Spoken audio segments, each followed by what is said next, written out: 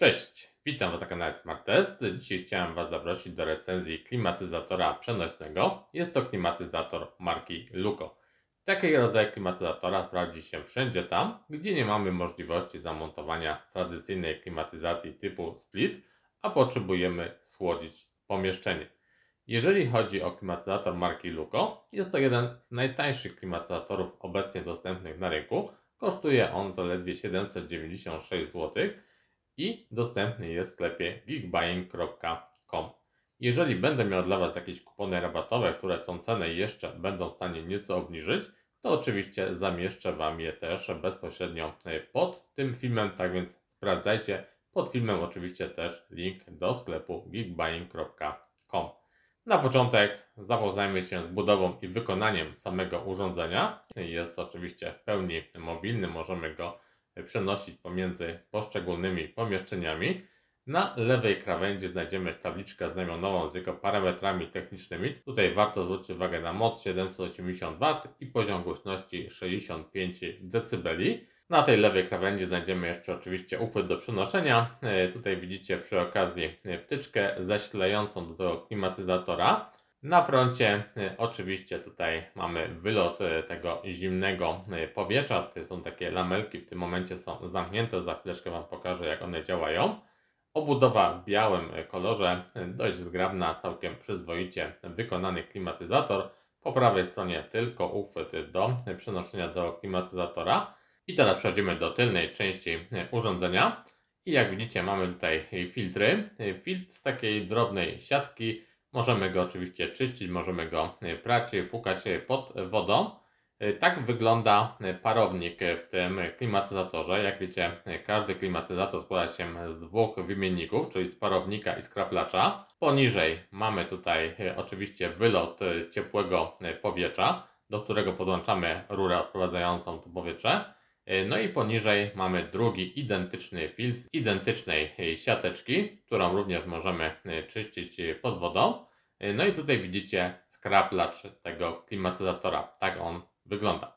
Otwory do odprowadzenia skroplin, czyli tutaj cieczy, która się zbiera wewnątrz urządzenia. Mamy tutaj jeden u góry i jeden na dole. Oczywiście urządzenie będzie nas informowało, jeżeli te zbiorniki zostaną przepełnione. No i wówczas będziemy mogli sobie tą ciecz odprowadzić. Od góry mamy panel sterowania. Bardzo prosty panel. Kilka przycisków do obsługi tego panelu. No i oczywiście po środku wyświetlacz. Za chwileczkę sobie zobaczycie jego działanie. W zestawie wraz z klimatyzatorem znajdziemy kilka akcesorii. Dwa adaptery do rury odprowadzającej ciepło. Jeden do okna, drugi do klimatyzatora. Pilot zdalnego sterowania, instrukcja obsługi. Mamy też tutaj kartę energetyczną. Jak widzicie, jest to klasa A. 2,1 kW, 65 dB. Rurka, przewód do odprowadzenia właśnie tych skroplin. No i ta rura do odprowadzenia ciepła. W zestawie znajdziemy też adapter okienny, natomiast jest to adapter do okien przesuwnych. Ponieważ w Polsce tego typu okna są dość rzadko spotykane, więc raczej pozostaje nam do kupienia tutaj specjalnego rękawa do naszych okien lub też odprowadzenia ciepła gdzieś bezpośrednio przez ściany za pomocą tej rury wylotowej. Tak wygląda panel do zarządzania klimatyzatorem. Po środku wyświetlacz, na którym widzimy ustawioną temperaturę. 3 tryby pracy, czyli chłodzenie, następnie osuszanie. No i mamy też zwykły wiatrak, zwykły wentylator. Wentylator może pracować w dwóch prędkościach i tutaj też mamy takie dwie ikonki na temat prędkości tego wentylatora. Jeżeli chodzi o pozostałe przyciski, no to przejdziemy sobie tutaj do trybu Mode i za pomocą tych strzałek ustawiamy sobie żądaną temperaturę, do jakiej klimatyzator ma nam schłodzić pomieszczenie. Tak więc mamy przyciski do zwiększania, zmniejszania tej temperatury. Jest też specjalny przycisk do zablokowania panelu w tym klimatyzatorze, tak żeby na przykład dzieci nam przez przypadek nie zmieniły temperatury, nie wyłączyły urządzenia. Przytrzymanie przez 3 sekundy blokuje nam panel, natomiast kolejne przytrzymanie przez 3 sekundy odblokowuje nam dostęp do wszystkich funkcji. No i mamy też timer, który pozwala nam automatycznie wyłączyć klimatyzator po określonym czasie. I do wyboru mamy tutaj od 1 godziny do 24 godzin. Takie wartości możemy sobie ustawić i po takim czasie klimatyzator nam się automatycznie wyłączy, więc jest to funkcja, która szczególnie przydaje się gdzieś wieczorem, kiedy chcemy po zaśnięciu, żeby urządzenie nam się automatycznie wyłączyło. A tak wygląda regulacja wylotu powietrza za pomocą tych lamelek. Jak widzicie, jest to regulacja ręczna, nie ma tutaj żadnego automatu.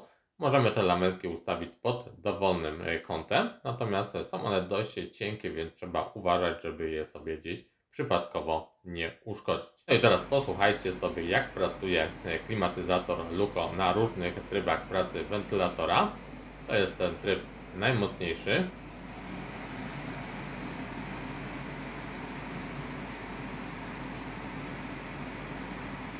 I teraz zmniejszamy prędkość wentylatora. I teraz jak słyszycie, ten dźwięk jest zdecydowanie cichszy. Oczywiście słyszymy dźwięk wentylatora, słyszymy też dźwięk sprężarki. Natomiast w porównaniu do innych tego typu klimatyzatorów, wydaje mi się, że klimatyzator Luco pracuje i tak wyjątkowo cicho. Tak więc komfort korzystania z tego urządzenia będzie, myślę, że na przyzwoitym poziomie. Ok, jak widzicie, rura odprowadzająca ciepło została już wyprowadzona na zewnątrz budynku, więc możemy sobie teraz przejść do sprawdzenia działania tego klimatyzatora do kilku pomiarów, które myślę pomogą Wam w ocenie tego urządzenia. I zaczynamy od pomiaru temperatury, bo myślę, że to jest wynik, który najlepiej pokaże Wam możliwości tego urządzenia. I jak widzicie, powietrze wydmuchiwane z wnętrza tego urządzenia ma temperaturę między 10 a 11 stopni Celsjusza, więc uważam, że jest to bardzo dobry wynik, szczególnie jak na klimatyzator przenośny. Oczywiście, jeżeli chodzi o samo chłodzenie pomieszczenia, to wszystko jest uzależnione od bardzo wielu czynników, wielkości pomieszczenia, ilości okien, ilości izolacji itd. Natomiast zobaczcie, tutaj mieliśmy 25,3 stopnia Celsjusza przed rozpoczęciem testów, natomiast po jakiejś godzinie czasu temperatura spadła do 22,7 stopnia Celsjusza i zobaczcie, że też spadła wilgotność w tym pomieszczeniu z 68 do 62%, czyli jak widzicie, klimatyzator jak najbardziej tutaj się sprawdził. A teraz zobaczcie jeszcze, jak tutaj wygląda kwestia poboru energii w tym klimatyzatorze. Przy maksymalnym trybie chłodzenia i drugiej prędkości wentylatora ten pobór energii jest na poziomie 710-720 W. Podsumowując, jak widzieliście, klimatyzator jak najbardziej spełnia swoje funkcje, bardzo dobrze chłodzi mniejsze pomieszczenia, jest całkiem przyzwoicie wykonany.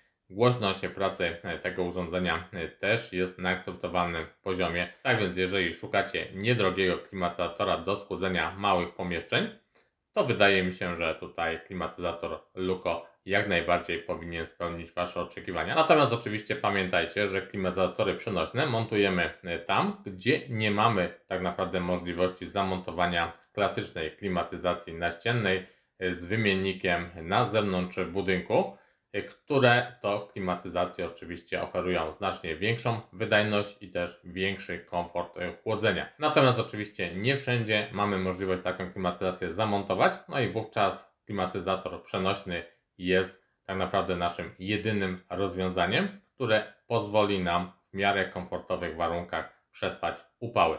Na zakończenie przypominam, że link do sklepu znajdziecie bezpośrednio pod filmem, tam też szukajcie kodów rabatowych. Z mojej strony na dzisiaj to będzie już tyle. Ja Wam bardzo dziękuję za uwagę.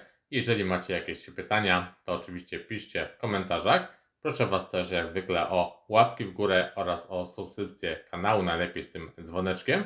I do zobaczenia, do usłyszenia w kolejnych recenzjach na kanale Smart Test.